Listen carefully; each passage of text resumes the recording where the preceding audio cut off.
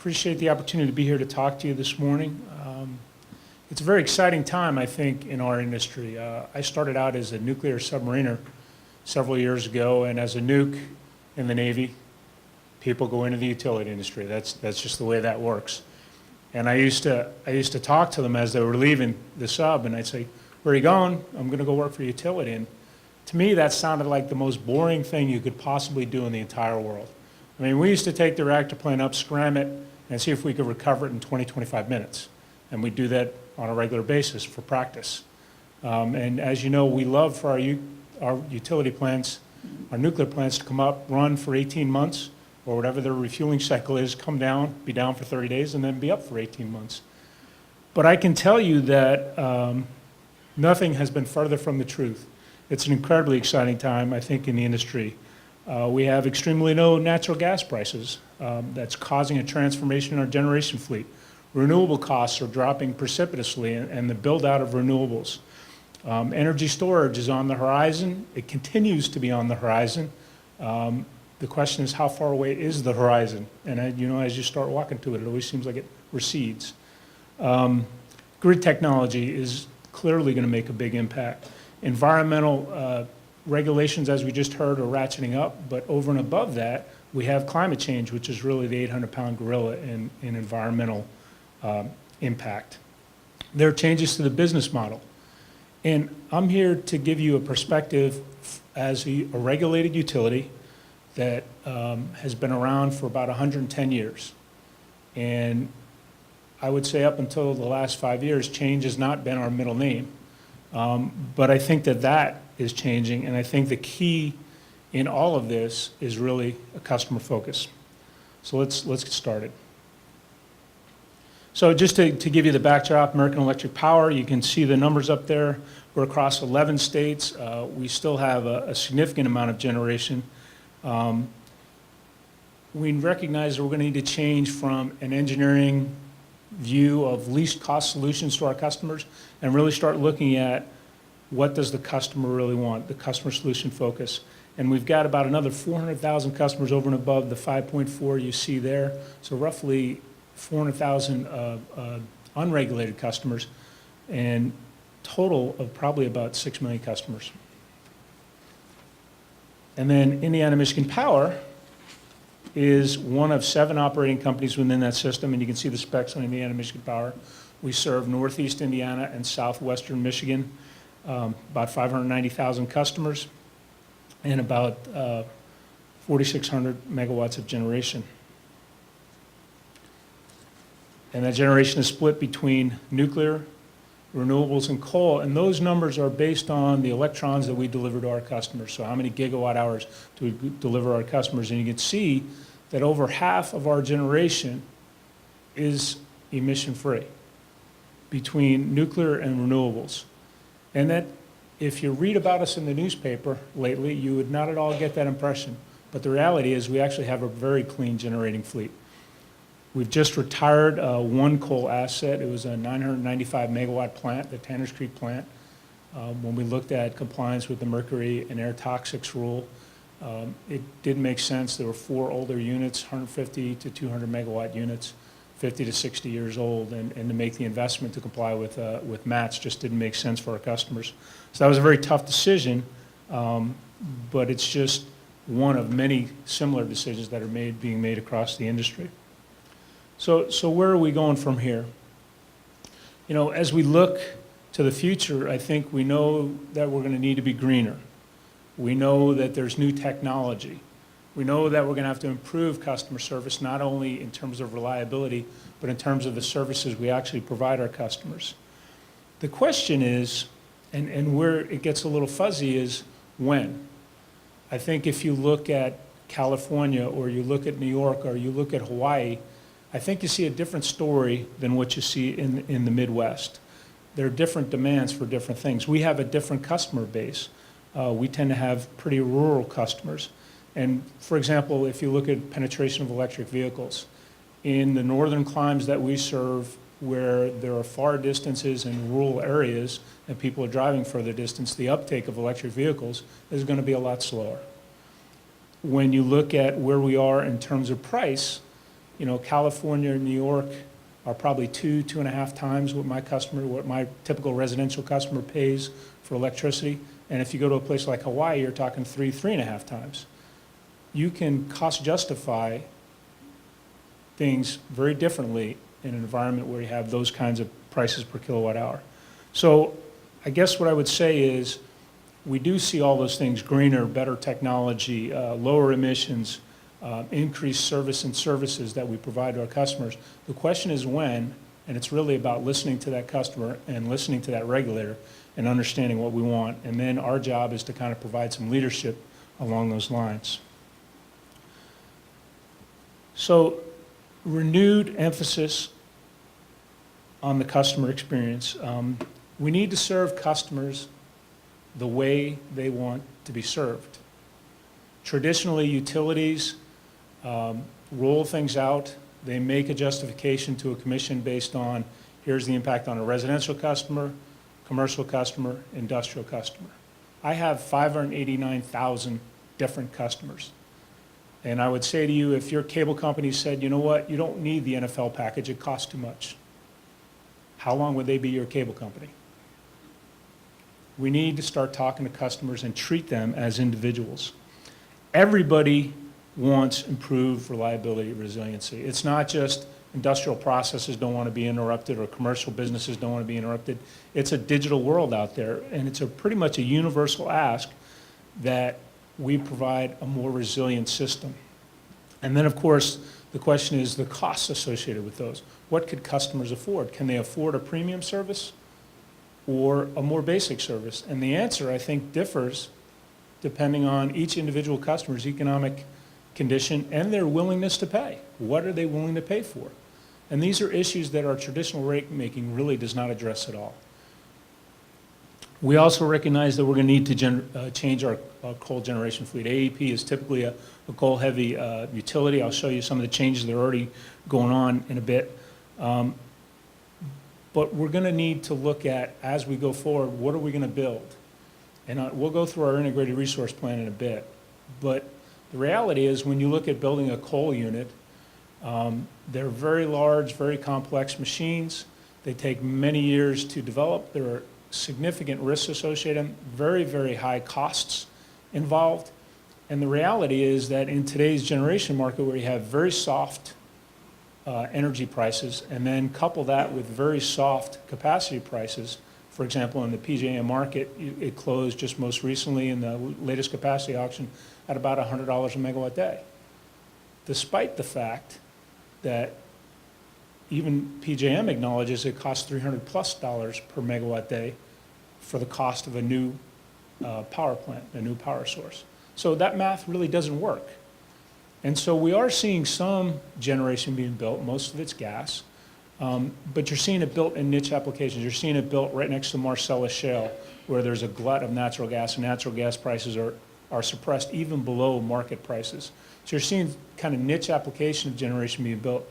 But in general, you're seeing an overall capacity reduction. We know that we're going to need to, as we move forward, we're going to be looking for more modular things, very much shorter construction time. If we're building a base load facility, it's going to be a natural gas combined cycle, but in the near term, what you'll see is a lot more renewables. And we need to deliver smart energy services to our customers. Battery technology, home energy management, those kinds of things.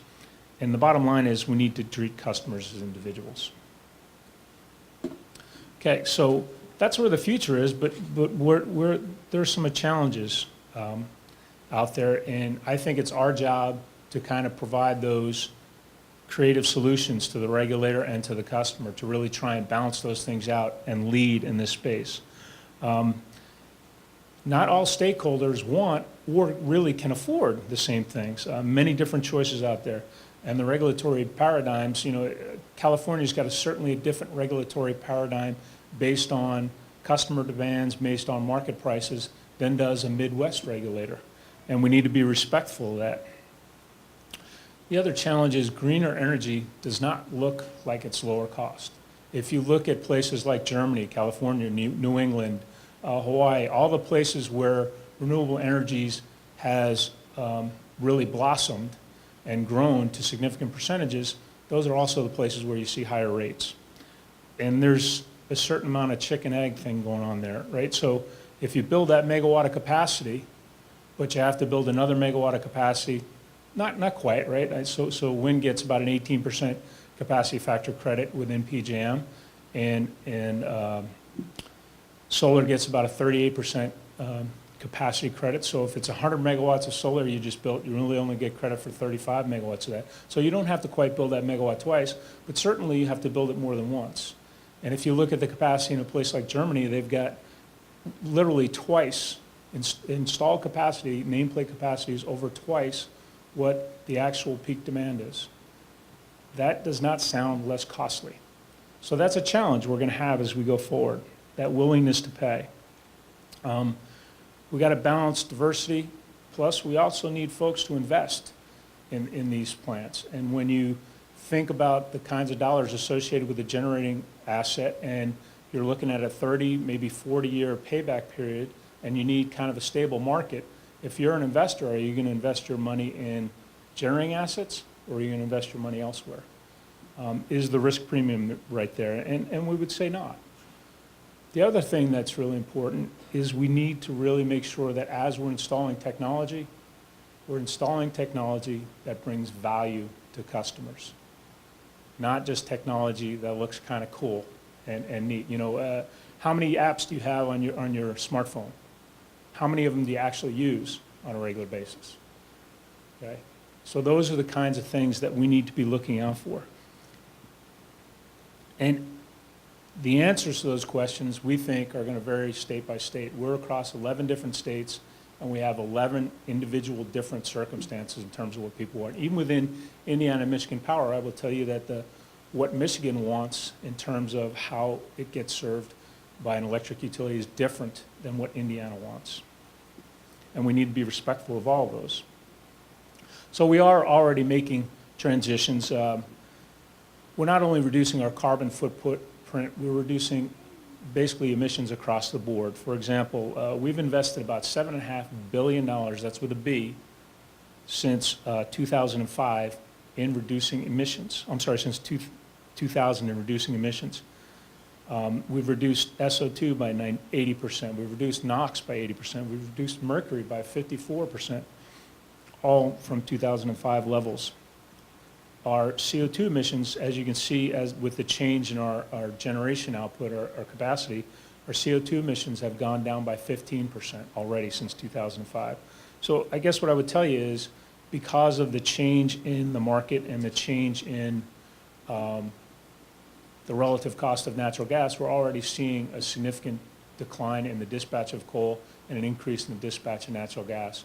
Layer on top of that the environmental regulations, where we've retired over 7 gigawatts of power at AEP, coal power at AEP, and you can see the change in our generation portfolio. So this is what our AEP integrated resource plan, so I&M would be embedded in this, looks like. We currently have about 7,500 megawatts of renewables already, and you can see the numbers that we're looking to add on the side there. I can talk specifically to I&M's integrated resource plan. It adds roughly 600 to 700 megawatts of solar and similar amounts of wind over the next 20 years. The key thing about these integrated resource plans, and it's really an education process sometimes, because when you read the newspaper headlines, people think, okay, that's what they're going to do exactly for the next 20 years. Okay, an integrated resource plan is basically lays out that says, knowing what I know today, and if I had to make all the decisions I'm going to make for the next 20 years, these are the ones I would make. And then the thing to remember about it is we're going to turn around, look at it again in a year from now or 2 years from now, issue another integrated resource plan with the exact same proposition. So the integrated resource plan is just a snapshot in time. It is an idea of how it is you would go to serve our customers. And in this climate of dramatic change in both technology, environmental regulations, market prices for gas, the one thing I know about my integrated resource plan is that's probably not what I'm going to do. It's going to be something different than that, because tomorrow I'm going to know more than I know today, and hopefully I'll make better decisions based on that information. The other thing we're really always keeping an eye on beyond just generation is just technology development in general. So they give you a pointer here, but how do I use it, right? So over here you can see we're talking about natural gas generation. Obviously, anything we build going forward, when I said we're looking for modular, we're looking for shorter construction times, that's basically what it's going to be, whether it's a natural gas combined cycle plant or a CT plant. If you think about the requirements of generation today, dispatchable generation, I guess I'll use instead of base load or intermediate or peaking, dispatchable generation today, you need to be able to augment that increase in renewables. That means faster up and down times, faster ramp times. You need to be able to respond and provide that grid stability. So the services within the transmission system, the ancillary services that used to just come with baseload generation, with having that synchronous rotating machine out there all the time, get diminished as you reduce what they call now thermal plants. Okay? As we have fewer thermal plants and we add more renewables, if those renewables are not bringing those ancillary services with them. So we're going to need to look at that as we look at our next generation of generation assets that are dispatchable. That may run us more towards CTs rather than natural gas combined cycle plants. But in any case, I don't think we're going to see much coal built. And for example, if you look at nuclear, we have the Cook nuclear plant, 2 1,100 megawatt units. To replace those would be roughly $20 billion. Now you saw on one of the early slides that AEP's entire market cap is roughly $32, $34 million, depending on where stock price is. That's a bet the enterprise kind of event. I don't think you're going to see anybody do that outside of some very extraordinary enabling legislation in a given jurisdiction or some sort of partnering relationship. So that kind of takes nuclear off the table. Coal, for obvious reasons, off the table. For example, AEP, we built Turk nuclear plant, arguably one of the most efficient coal plants in the world. Heat rate less than 9,000 BTU per generation. And yet that plant is still not completely in rate base. Got about 88 megawatts out there that are not being recovered on, not being paid for by customers. I don't think you're going to see people take those kind of risks. So what we're going to need to look at is renewables and how do we use renewables, and working with customers around community solar, really public access, universal kind of solar, and you compare that with private solar on people's rooftops. There are a huge percentage of folks that don't have access to a rooftop, either the leasing or the rooftop faces in the wrong direction, or they don't have the capital or their credit to actually put the rooftop solar on. We think universal solar makes a lot of sense. It costs half as much. You get the exact same benefit as you get with solar, which is really about reducing CO2 emissions. When you think about wind and solar, we're not doing them because they reduce costs. Let me say that again. We're not doing wind and solar and renewables because it reduces cost. We're doing it because it reduces CO2 emissions. So if that's the case, why would we not do solar 4 or 5 feet off the ground in a field somewhere, in a megawatt of that in say 5 or 6 acres, as opposed to on 200 different roofs, where it costs roughly twice as much? The other thing we need to look at, there are going to be niche applications for reciprocating engines, aeroturbines, CHP, those kinds of specific solutions for customers. And we need to start looking behind the meter, look at solutions for customers. So it is a very dynamic environment, lots of change going on. But really, I think I'm pretty excited about it because I think there's a lot of opportunity to just do a better job serving customers. One of the things that will enable us as we go forward to make those kind of changes is to really understand what the customers wants. You know, we talk about things like big data and data analytics. Utilities are rich in data. The problem is we're not rich in our current capabilities and our current uses of that data to analyze that data and understand what it's telling us. We could do better. We know we can improve outage response in terms of knowing when customers are out and bringing them back on. We can manage customer calls better. There's data out there now and techniques where you can basically assess where a customer's calling from, put that together with what's going on in that portion of the system, and really direct that call to someone who's specialized to answer, because you have a pretty good idea of what it is that customer's going to be asked. asking. So you don't have to rotate it between 2 or 3 calls deep before you answer the customer's question. Managing work, doing a better job of understanding what we do really well and what we need to outsource based on bringing together different kinds of data. Data-driven change in processes, lean processes. We're getting very heavily into that at AEP. We're probably in our 3rd or 4th year of doing that, and I can tell you it's a game changer.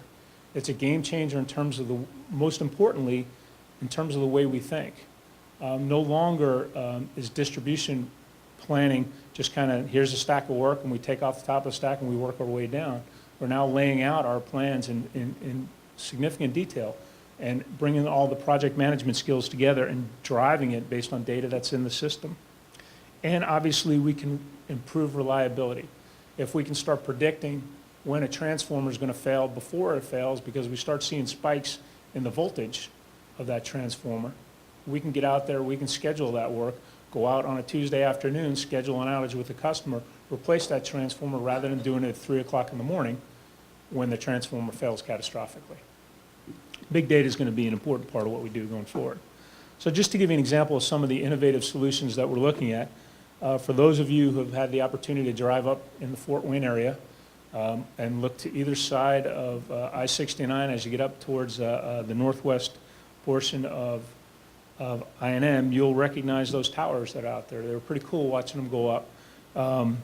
Double circuit, 345 kV, you can see the advantages of that kind of circuit. Those kind of innovations that enable us to reduce impact by reducing the amount of right-of-way we need to take up for the same or more throughput of power is really an important thing. Also in reduction of cost.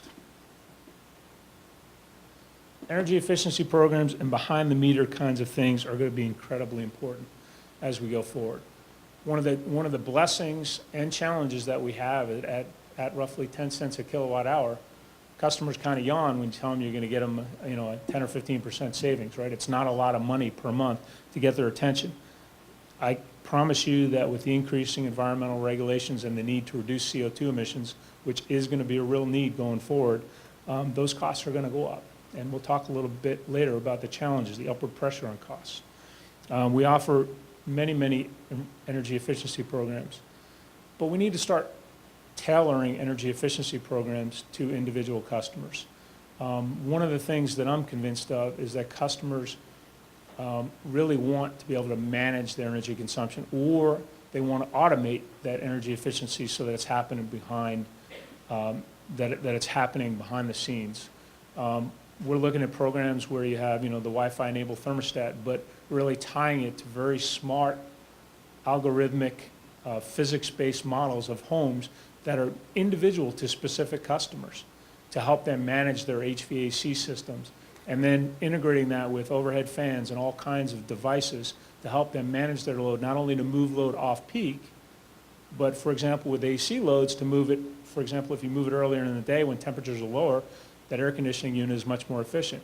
And the key is to do it within a temperature band that the customer says they're good with, they're comfortable with, and that they can adjust on the fly if they need to.